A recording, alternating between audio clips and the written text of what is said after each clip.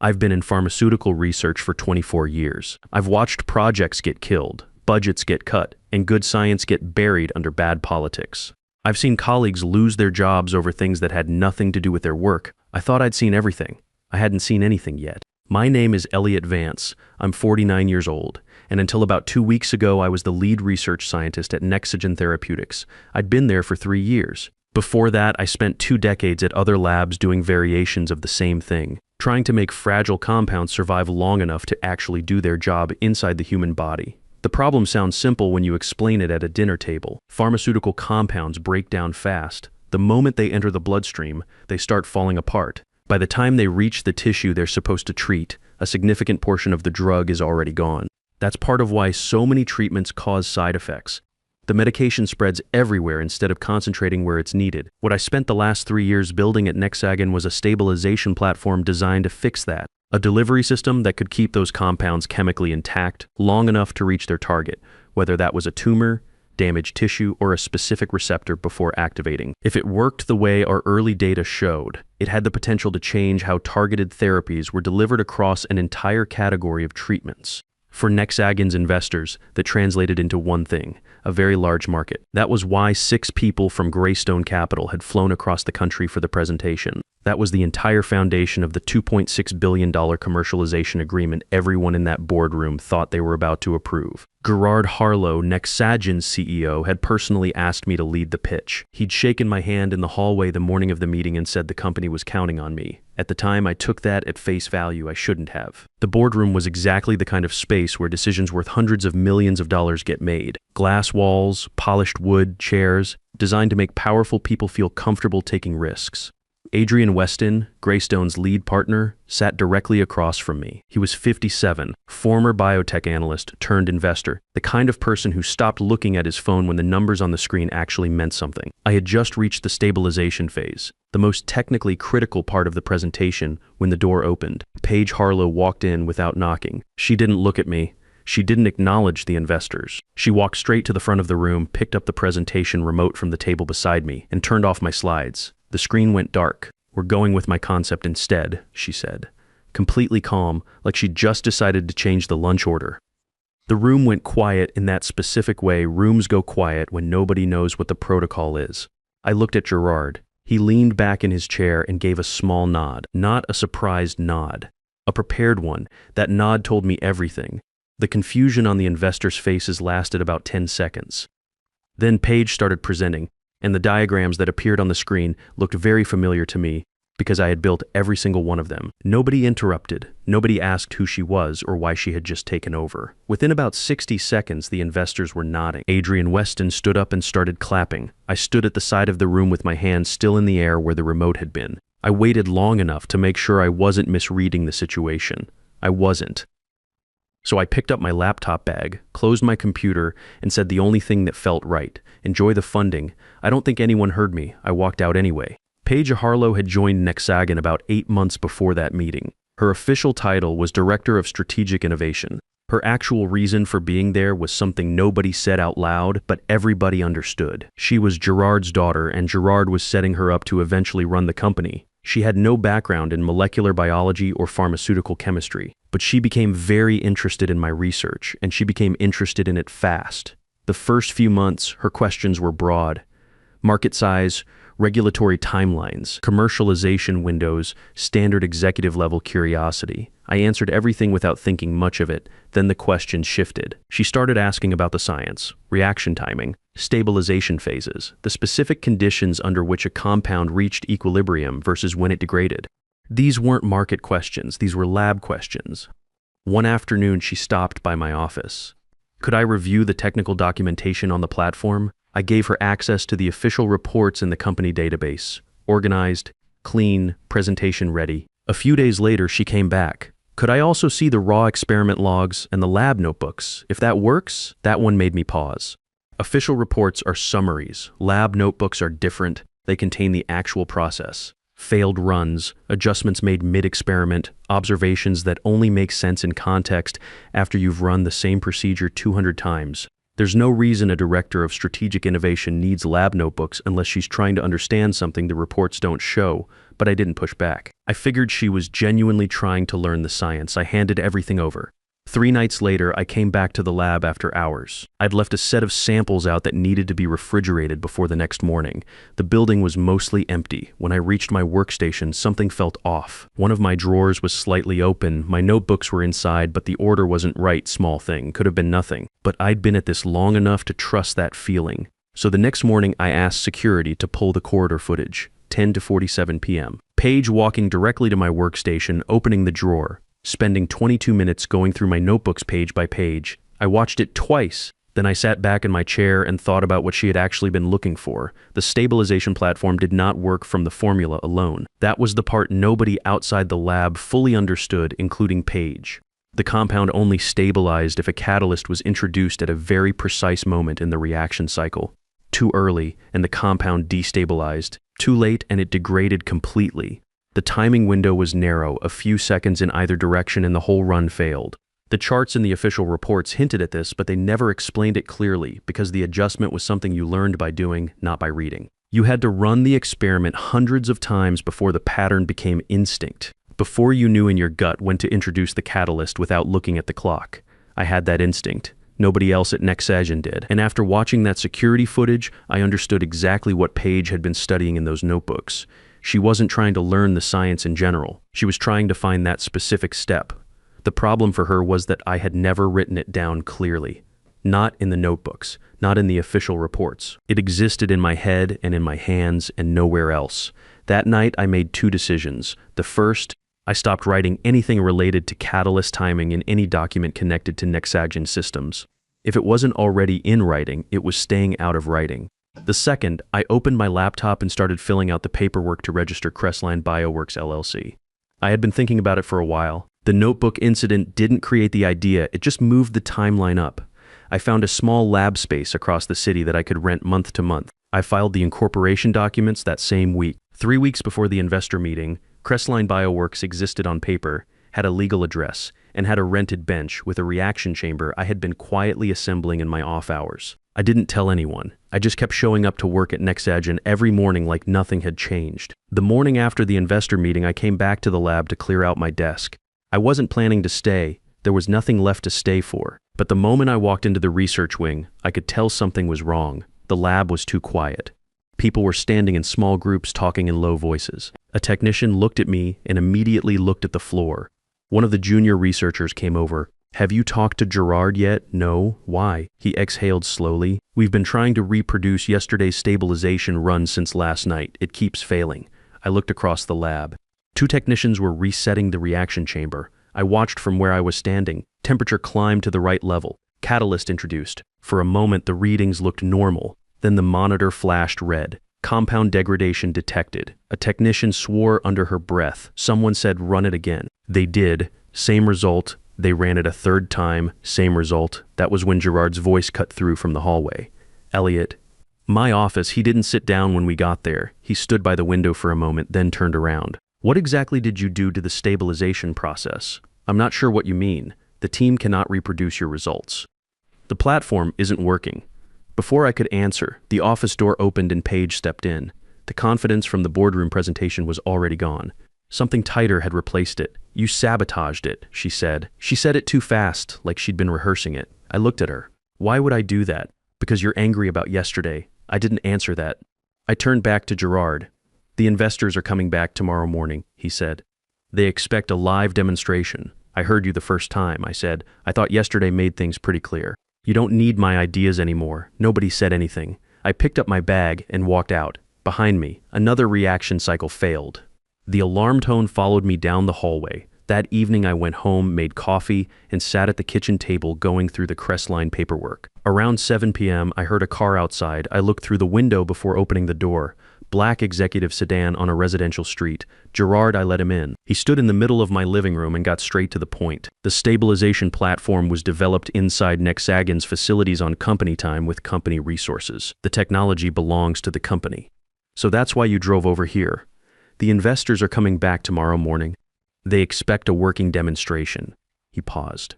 "You're the only one who understands the process adjustments." I leaned against the counter. "Science isn't a slide deck, Gerard. You can't copy a diagram and expect the chemistry to cooperate." His voice shifted. If you attempt to take that technology anywhere else, Nexagon will pursue legal action, aggressively. I walked to the kitchen table and turned my laptop toward him. On the screen was the Crestline Bioworks LLC Certificate of Incorporation. Filed 3 weeks ago, it's mostly paperwork right now, I said. A legal shell and a rented lab, but the research is mine. Gerard stared at the screen. He looked at it for a long time without saying anything. Then he looked up at me, and for the first time since he'd walked through the door, he didn't look like someone who had already figured out how the conversation was going to end. He left about 20 minutes later. I watched the sedan pull away from the curb, then I picked up my phone and called Adrian Weston. It rang 4 times before he picked up. His voice was careful, neutral. Mr. Vance, Adrian, I know this is an unusual call. A pause. It's an unusual situation. I'm not calling to complain about what happened yesterday. I'm calling because the demonstration tomorrow morning is not going to go the way your team expects. Another pause. Longer this time. What are you saying exactly? I'm saying the platform works, I can show you that it works, but not inside Nexagon's lab. I let that sit for a second. If you want to see the real thing, bring your own independent engineer to the demo tomorrow. Someone with no connection to Nexagon. Don't tell them I called. The line was quiet long enough that I thought he might say no. Then, where should we meet after? I'll text you the address in the morning, understood. That was the whole conversation. I hung up, finished my coffee, and went to bed. The investors arrived at Nexagon the next morning exactly as scheduled. I wasn't there, but I heard about it in detail later from someone still working inside the building. Paige had spent the night preparing. She had printed new slides, reorganized the lab stations, and briefed the technicians on how she wanted the demonstration to run. From what I was told, she looked confident walking into the research wing that morning. She had the room set up the way she wanted it. She had the investors seated. She had everything except the one thing that actually made the process work. Adrian arrived with the same 5 investors from the day before, plus 2 additional partners from Greystone who had not been at the original meeting. Paige had apparently asked Gerard to invite them. She wanted a larger audience for the live demonstration. She wanted to make a statement. That decision made the failure significantly more public than it needed to be. Adrian also brought a third-party engineer, a woman named Dr. Lena Portis, who worked independently and had no connection to Nexagon or Greystone's portfolio. Nobody in the room knew why she was there. Adrian introduced her as a technical consultant and left it at that. Paige started the demonstration. The compound entered the reaction chamber. Temperature increased on schedule. The stabilization cycle initiated. The readings on the monitor looked exactly the way they were supposed to look for the first 2 minutes. Clean, steady, tracking perfectly. Then came the moment where the catalyst needed to be introduced. The automated system triggered at its preset interval. On paper, that interval was close to correct. In practice, it was off by a few seconds. Not enough for anyone in the room to notice the difference by looking at a clock, but enough for the chemistry to notice. The stabilization curve dipped. Then, instead of flattening, it continued to fall. The monitor flashed red. Compound degradation detected. A technician leaned in and reset the system. Paige said something about environmental variables and asked them to run it again. The second attempt produced the same result. So did the third. Dr. Portis had been standing near the back of the room taking notes on a tablet. After the third failure, she walked closer to the monitor and studied the readout for a moment without saying anything. Adrian finally spoke. "Could you walk us through the timing of the catalyst introduction?" Paige answered steadily. "The compound reaches equilibrium following catalyst exposure. The system manages the sequencing automatically. What determines the exact threshold for that adjustment?" A pause, short, but the room noticed it. "It's built into the automated parameters." Dr. Portis looked up from her tablet and glanced at Adrian. She didn't say anything. She didn't need to. Gerard stepped forward and said something about live systems being sensitive to environmental conditions, that this was exactly why demonstrations were valuable, that the team would have everything dialed in for a follow-up session. He said it smoothly. He'd probably said versions of that sentence 100 times in his career. But the investors had just watched the same process fail 3 times in a row. The 2 additional partners Paige had invited to make the event feel bigger were now sitting in a room where the technology had publicly not worked. Twice more than if she had kept the original guest list. Adrian looked at the monitor one more time. Then he picked up his jacket and said he appreciated Nexagon's time. The meeting ended 40 minutes earlier than scheduled. My phone buzzed at 11:52 a.m. "Where are you right now?" Adrian asked. "At the lab, the other one. We'll be there in an hour." I had texted him the address that morning as promised. The rented space was on the industrial side of the city, about 20 minutes from Nexagon's building. No corporate signage, no reception desk. The front door opened directly into the lab. Concrete floors, fluorescent lighting, the faint smell of chemical solvents that never quite leaves a working lab space no matter how well you clean it. I had been using the space on evenings and weekends for the past several weeks, partly to assemble the equipment and partly to run quiet verification tests on my own. I knew the reaction chamber was reliable. I knew my results were reproducible. I had run the stabilization sequence enough times in that room that the 4-second delay had become as automatic as breathing. Adrian arrived with all 7 investors, and Dr. Portis. They walked in, looked around the room briefly, and then looked at me. Nobody made a comment about the space. These were people who understood that a rented bench in an unglamorous building could produce results that a glass-walled boardroom could not. The process you saw this morning can work, I said. I want to show you why it didn't. One of the newer investors crossed his arms. You have the same equipment here, close enough to demonstrate the critical variable. Dr. Portis stepped closer to the reaction chamber and examined the setup. She asked 2 technical questions. I answered both. She nodded and stepped back. The compound entered the chamber. Temperature began to climb. The stabilization cycle started. The readings tracked exactly as they had in Nexagon's lab up until the point that mattered. The automated trigger fired at the preset interval. I waited 4 seconds past it. Then I introduced the catalyst manually. On the monitor, the stabilization curve dipped slightly, the same small dip as always, and then it flattened. The degradation signal dropped to 0 and stayed there. Stable compound confirmed. No alarm, no red flash, no reset. Dr. Portis was already writing on her tablet. Adrian stared at the screen. Run it again, he said. I ran it again. Same result. The curve dipped, flattened, held. Stable compound confirmed. Dr. Portis looked up from her tablet. One more time. I want to watch the manual adjustment. I ran it a 3rd time. She stood directly beside me at the chamber, eyes on the monitor, watching the automated trigger fire and then watching me wait. 4 seconds. Then the catalyst introduction. Then the curve. She made a note and stepped back without saying anything. But the way she stepped back told me everything I needed to know about what she was writing down. Adrian closed the data window on the monitor and turned to face the room. So the platform works. Yes, and Nexagon's team couldn't reproduce this today. I didn't answer that directly. I just said the process requires a specific manual adjustment at a precise point in the cycle. That adjustment was never documented in any of the materials Nexagon has access to. Adrian looked at me for a long moment. Then he looked at Dr. Portis. She nodded once. The investors stayed for another 45 minutes. They weren't taking my word for anything. They pulled the raw data from the reaction logs, compared the stabilization curves against the readings from the Nexagon demo that morning, and ran 2 additional verification tests themselves with Dr. Portis managing the controls. Every result came back the same way. By the time they finished, the mood in the room had shifted completely. They had walked in skeptical and cautious. They walked out with a different problem entirely, which was figuring out what to do next. Adrian was the last one to leave. He stood by the door for a moment. "Thank you for showing us this," he said. Then, after a pause, "This changes the conversation significantly. I'll be in touch tomorrow." I locked up the lab and drove home. That evening, Greystone Capital sent a formal message to Nexagon's executive office. The language was direct. Until Nexagon could demonstrate that it actually controlled the stabilization platform and could reproduce its results independently, the $2.6 billion commercialization agreement was suspended pending further review. I wasn't in that building when the message arrived, but I heard later that the word suspended hit the executive floor like a fire alarm. Gerard called an all-hands with the senior leadership team within the hour. By that evening, the board had convened an emergency session. The questions they were asking were not comfortable ones.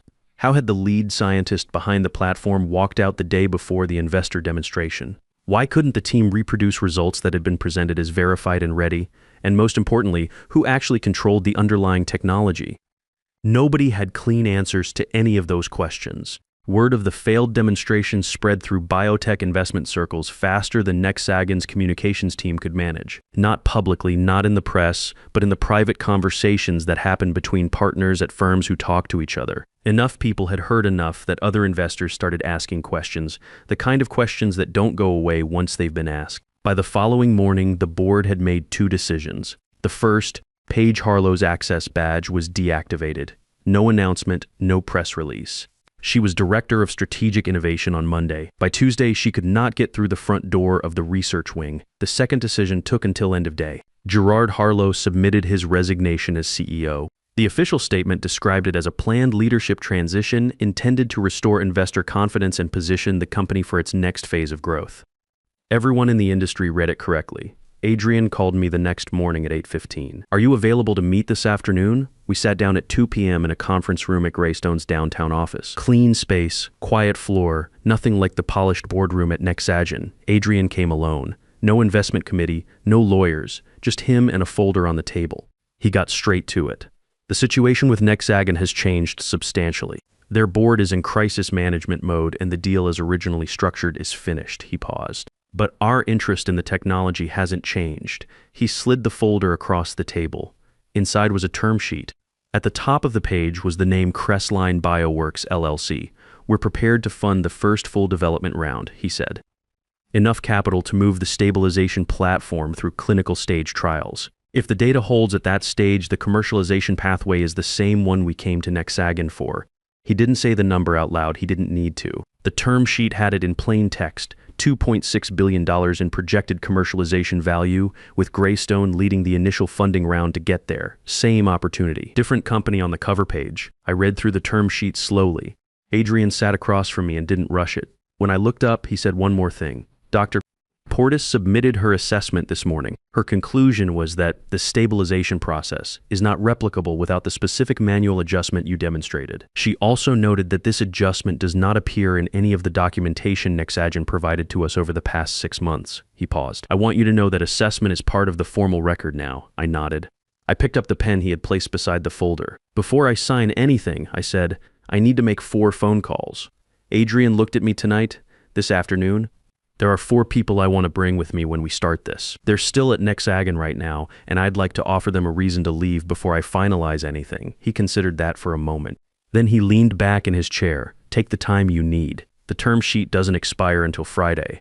I left Greystone's office at 3 p.m. and sat in my car for about 10 minutes before I made the first call. His name was Ray Dodson. He had been a senior technician at Nexagen for 6 years. He was the first person I'd hired when I took the lead scientist role, and he was one of the 4 people standing in the lab the morning everything failed, watching the monitor flash red and saying nothing because he had a mortgage and 2 kids finishing college and couldn't afford to say the wrong thing to the wrong person. I did not hold that against him. I had been that person myself at different points in my career.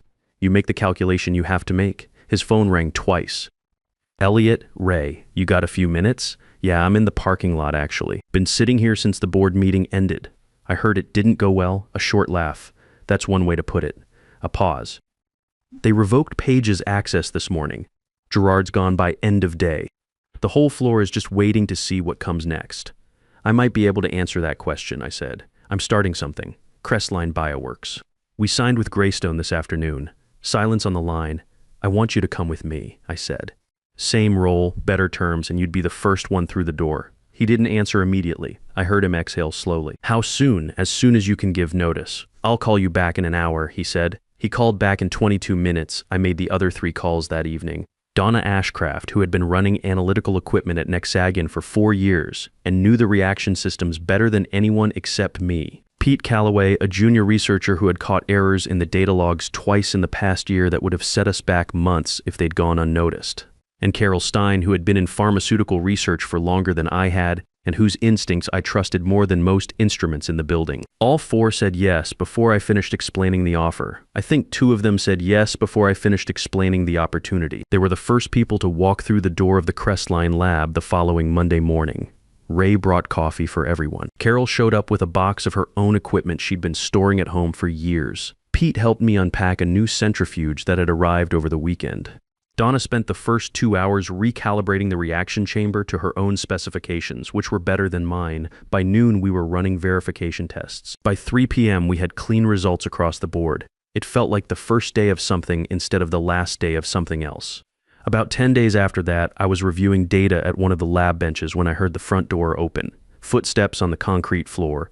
I looked up. Paige Harlow was standing in the doorway. She looked different from the person who had walked into that boardroom and taken the remote out of my hand. The certainty she had carried like a coat was gone.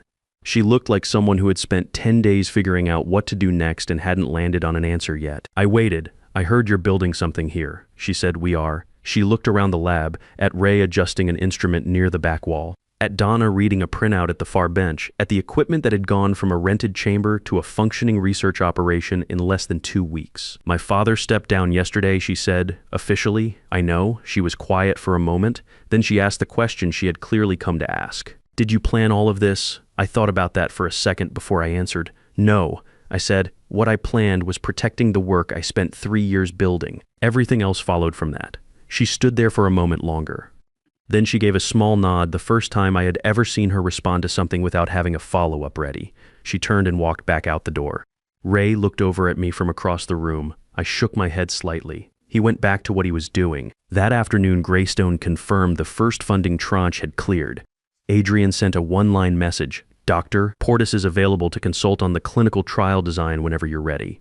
I wrote back, Monday works. Here's what I want to say to anyone reading this who has been in that room, not the boardroom with the glass walls and the polished table.